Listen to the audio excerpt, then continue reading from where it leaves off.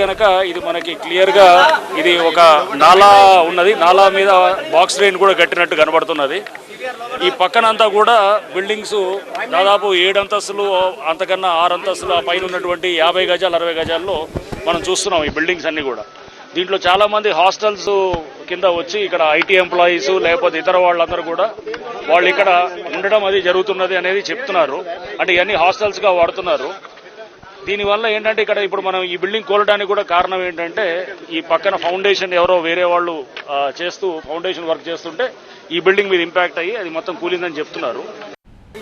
So Hydraa commissioner Ranganath చెప్తున్న దాని ప్రకారం, అలాగే సైబరాబాద్ కమిషనర్ సృజన చెప్పిన దాని ప్రకారం అక్కడ స్థానికులు కంప్లైంట్ ఇచ్చిన మాట నిజం.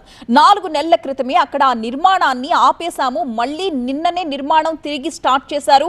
ఈ విషయం మళ్ళీ స్థానికుల ద్వారా మాకు కంప్లైంట్ వచ్చింది.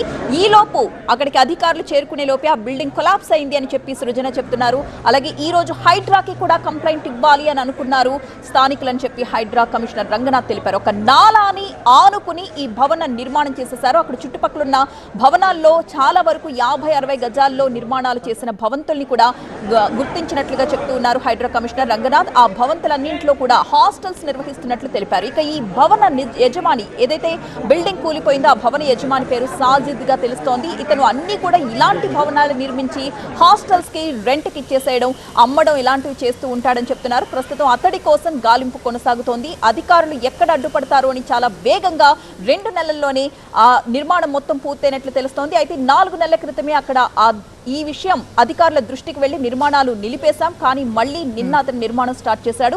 అదే క్రమంలో అక్కడ వేరే బిల్డింగ్ కోసం ఫౌండేషన్ వేస్తూ ఉండగా